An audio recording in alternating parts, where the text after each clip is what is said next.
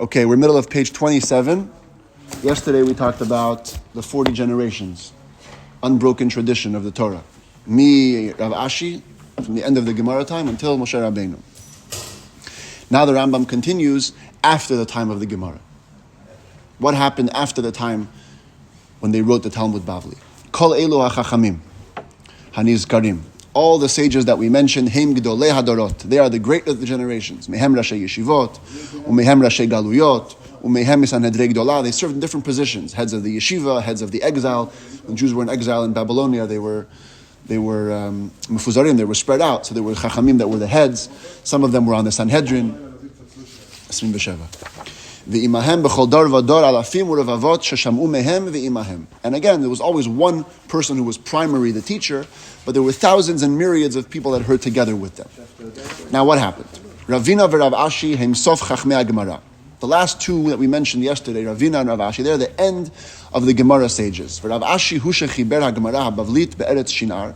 Rav Ashi, he made what we know today as the Talmud Bavli. This said over here, the Gemara, in the land of Bavel. Shinar is Bavel, in Babylon. Achar shechiber Rabbi Yochanan haGemara Yerushalmit b'kamo 100 shana, about 100 years after Rabbi Yochanan, who we mentioned yesterday, made the Jerusalem Talmud. V'inyan shnei haGemarot. What's the point of Gemara? What is the Talmud? Hu pirush divrei haMishnayot u'biuram koteha. It's to explain the words of the Mishnayos and the depth, because the Mishnayos was written in code, shorthand, for those people of that time.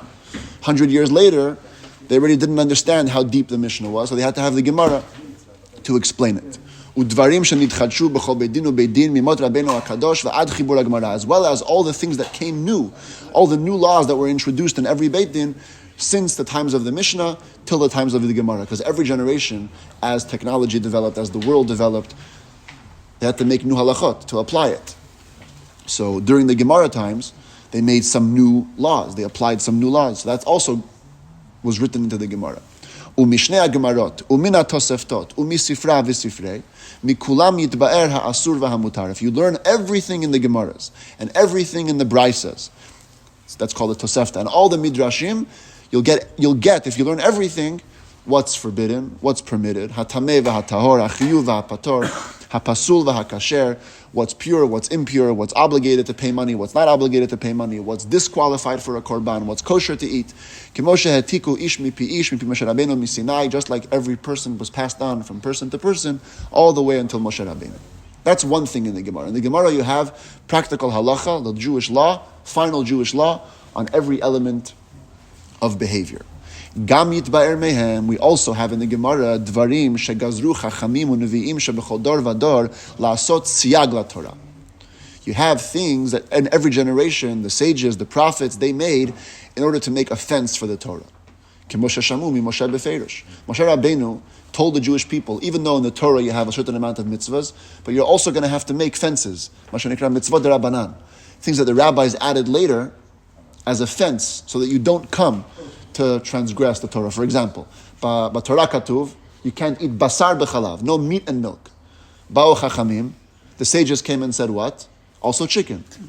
Chicken no katuv b'Torah. But this is like 200 years ago. Yeah, this is thousands of years ago, the chicken. Yeah. So, chicken and what? No chicken and milk. It's also not allowed. Yeah, but when you say the meat, everything is the meat. Torah only says meat. Chicken, Chicken is from a bird. is not meat. Exactly. Yeah, technically chicken is not meat. Because in the Torah it says "Gedi b'chalev imo." Exactly. Chicken produces milk. The chicken doesn't produce milk. No, it doesn't. So the rabbi said, "Lasot siyag laTorah," to make a fence so we don't fall into the avera. So we also don't do chicken. So they heard from Moshe Rabbeinu b'firush, "Shene'emar ushmartem et mishmarti." You have to guard my safeguard, which means asu mishmeret le'mishmarti. Hashem says, "I'm giving you laws that you can't do. You make an extra fence around it so you don't come to fall in that as well." That's another thing in the Gemara. The Gemara is full of all these kinds of decrees that the rabbis made to get further away from averot. Also, what else is in the Talmud? Haminhagot v'hatakanot shehitkinu o shenahagu b'chol dor v'dor kemo shera'u beidin shel oto hador. Every beidin made new customs. It's not a mitzvah. It's not about getting further from averas. It's just a custom. Hitchilu minhagim chadashim. According to the beidin, every generation. Lefi she'asur lasur mehem. Because it's forbidden to stray from the customs. 29, yeah, 29. 29. Yeah. Shene'emar lo tasur min hadavar asher yagidu lecha yamin u'shmol, as it says, you're not supposed to turn away from anything that the Beis Din tells you, right or left. When a Jewish court decides something, that's it. You don't stray from them. V'chein, another thing is in the Gemara, mishpatim v'dinim muflaim, new laws, shelo kiblu mimoshe, that were not received from Moshe Rabbeinu. V'danu b'hem Beis Din shel oisei hador, b'mides shehaTorah nidreshes b'hem. We spoke yesterday that Hashem gave 13 principles, 13 ways to explain the Torah, and to come up with new laws, new explanations of the Torah.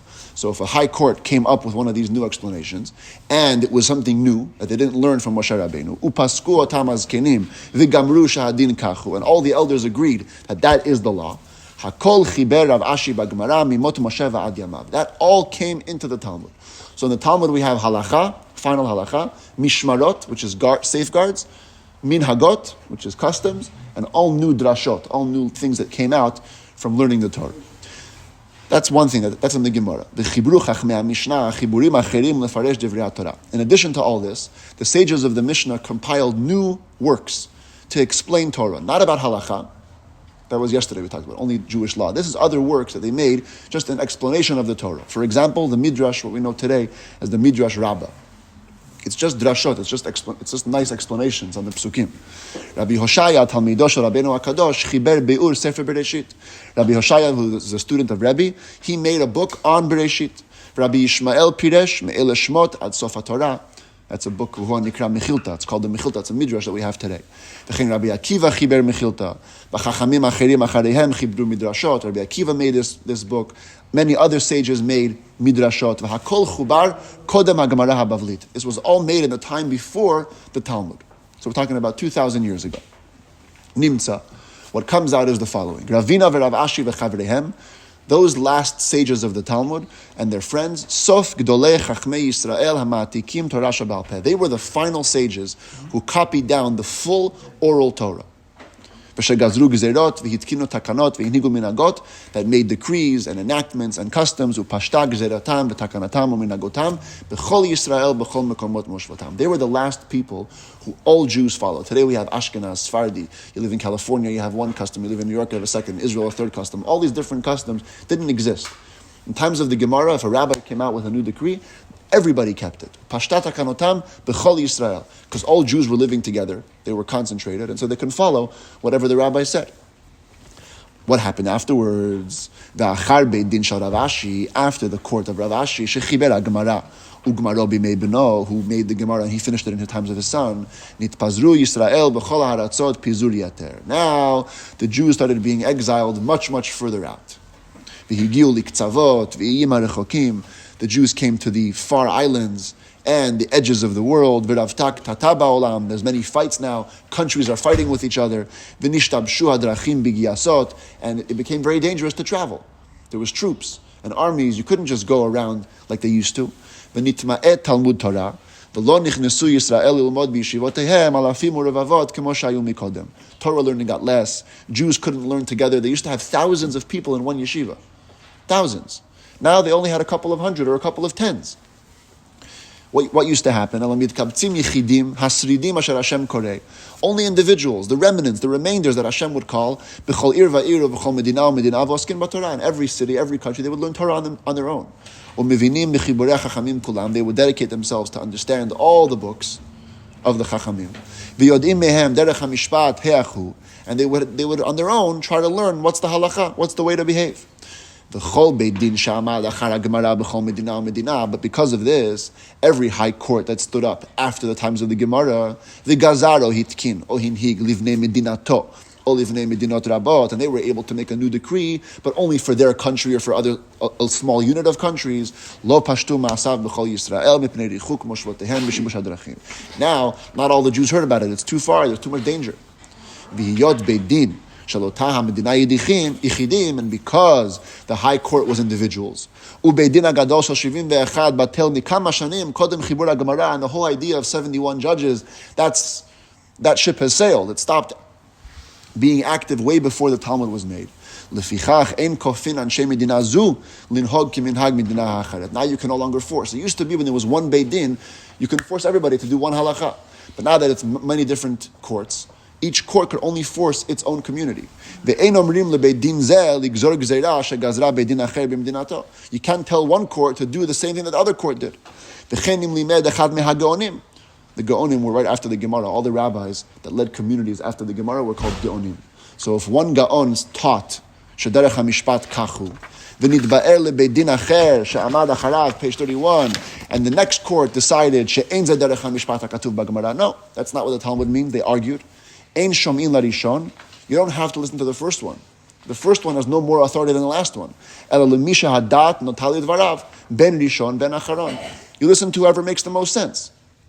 If you have Rabbi Sadia Gaon, he was a Gaon. He ruled about a certain rule. Then you have Rabbi Hai Gaon, who lived later, 2 Gaonim.